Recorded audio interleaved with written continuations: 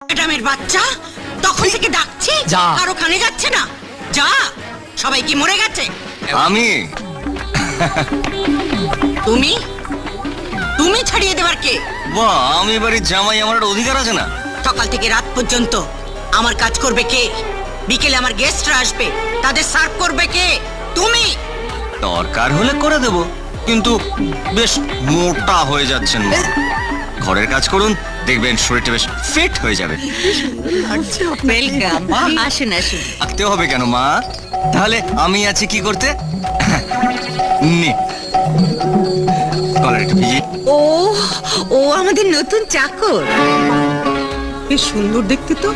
আমার চাকরটা দেখতে এমন বিশ্রী না। সত্যি বলেছি। মাসিমারা, আপনারা একটু ভুল করছেন। আসলে আসলে আমি ঠিক এই বাড়ির চাকর নই। তবে? আমি হচ্ছে এই বাড়ির জামাই।